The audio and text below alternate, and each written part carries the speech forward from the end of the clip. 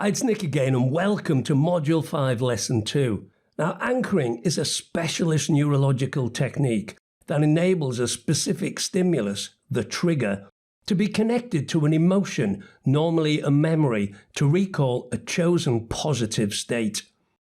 This methodology can be best used under stress when we need to control a under or over arousal of emotion. The process is based on the understanding that humans learn behaviour in response to a stimulus. We constantly move and change our state in response to our environment. The technique involves an individual anchoring a previously positive chosen state of being and then firing a preset trigger to bring about changes to un-resourceful circumstances. Anchoring is a very useful technique for accessing, for any reason, a specific state. I primarily use this model in 3 main ways. Firstly, this is to assist with new training and learning in that the student is helped to remember a particular complex exercise or a process. I use it quite a lot to assist professional sports people to recall a control state when in a state of over-arousal, anger, for example. And I also use it to assist with triggering a more positive state in many situations that we may find ourselves in. This enables us to move into a state better suited to achieving our outcomes. Now, anchors and triggers can be set in a number of ways, and it is suggested that you try out a number of these life-changing tools. They are truly remarkable. In particular, anchors can be set naturally during an intensely happy moment, or perhaps during a bout of laughter. Or they can be set using a technique known as the circle of excellence. This latter model is absolutely fantastic for kids, and I use it with them all the time. From a scientific perspective, we are generating a state where the brain produces positive chemicals, dopamine, oxytocin, and serotonin, for example, as a result of neurotransmitters firing in the brain. These are positive chemicals, and we know they help us because we've covered them in previous modules. But just to recap, dopamine controls arousal in many parts of the brain and is vital for providing physical motivation. Serotonin has a particular effect on the management of mood and anxiety. High levels of serotonin correlate with feelings of serenity and optimism. Well, oxytocin evokes feelings of contentment and creates calmness and security. Now, this chemical is critical in the formulation of trust, both with yourself and your abilities and others. So, we're going to set some anchors. Anchors will increase in intensity the better practiced you become at eliciting the desired state that you wish to anchor. Now, setting an anchor is a 4-step process, and here is the theory. You're going to enjoy this, guys. Either anchor a naturally occurring state, uncontrollable laughter, for example, or elicit a state to be anchored. As the internal state is rising, watch the diagram, you can set the anchor at the right point. The anchor, normally I use touching, I use a thumbnail onto a finger, or I twang an elastic band on my wrist. So I use the thumbnail on a finger. And you remove it before the intensity peaks. Again, look at the diagram. When you trigger or fire the same anchor, you will re-access the anchored state. I hope you can see how remarkable this is going to be for you. So step 1, become clear about the state you want. So maybe it's confidence. You want to be super confident. You know, most people want to either become energized and positive. Be clear and be specific in your own words to describe it. You must use your own words. Right? And the second step, recall an event in the past where you have been super confident and super positive. So look for a comparable event in your past. You can even imagine an event if you want, and when you felt in this particular way.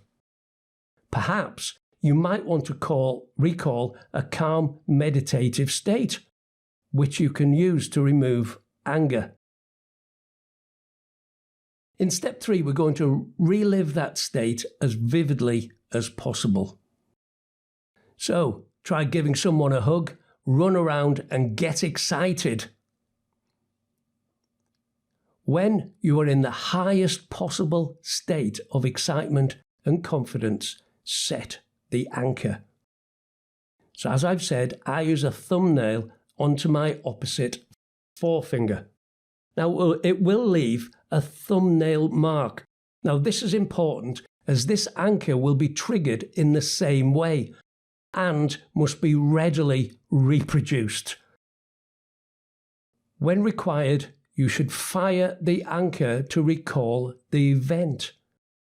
When you need to get back into this positive state that you've set, you simply fire the anchor yourself as a stimulus to changing your state. So we break state and then we reproduce our thumbnail on the finger. However, by clearing your state after setting the anchor, think about the smell of freshly made coffee or bread perhaps. You can then test your state by firing the anchor. Now it sometimes takes several anchoring attempts to fire a really strong anchor. Now a useful advantage of this technique is that you can anchor and then fire off multiple anchors stacked onto each other. So expect to get a huge positive boost accompanied by the increase in oxytocin, serotonin and dopamine. This is like magic, guys. You can really increase your confidence in a second. So there are many ways to elicit states. You can do it verbally by asking about a time in your past when the state was there, or you can fantasize one that perhaps you saw in a movie. Non-verbally, by adjusting your body to increase intensity a bit. A bit like a Tony Robbins exercise.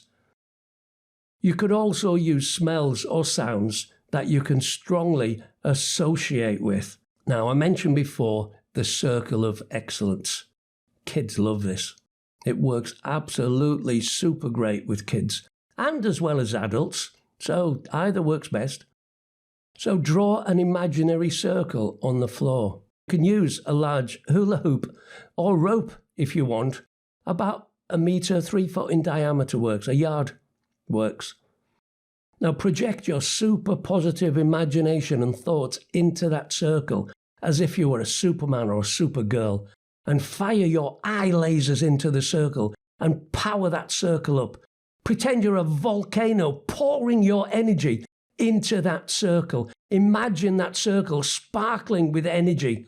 You can use anything positive as though you were powering up a spaceship's engine for blast off. We want to project all of this, all of your being and imagination into this circle for about 5 minutes, and longer if desired. But 5 minutes is normally sufficient. You can imagine kids getting really, really excited about this. You can use anything that is positive. It can be a positive memory. It can be a thought of energy, lightning bolts. Now, in a moment, you're going to step into that circle and soak up all of that positive energy into your body, mind, and soul. First, though, I want you to open up your receptors so that you can embrace this gift through all of your senses. Hear and see the energy sizzling and sparkling. Feel the heat or the cold. Taste and smell the energy ready for your personal use, for your magic. And when you're at a climax, step or jump into the circle and anchor that amazing sensation.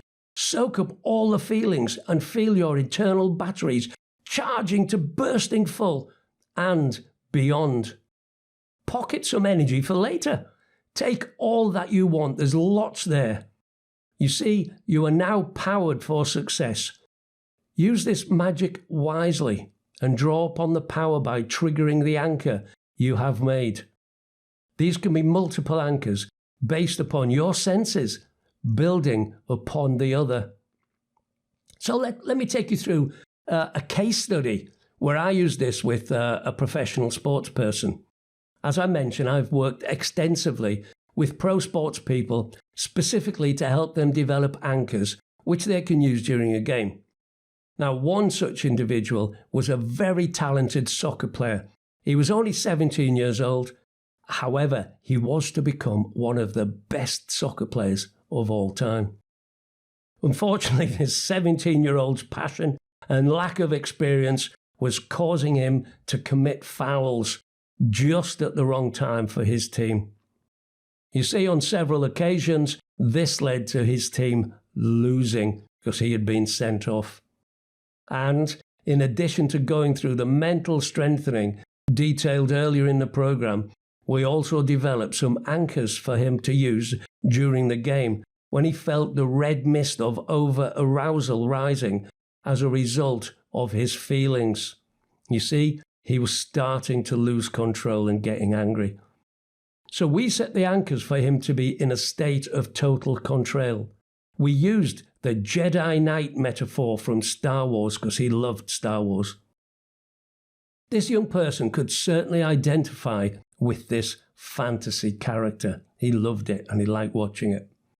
So we set the anchor of an elastic rubber band that we placed on his wrist, and the trigger for him was to fire, twang, the elastic band when he started to identify the first thoughts of anger rising, which was a rise in heat on his face and increased self-talk.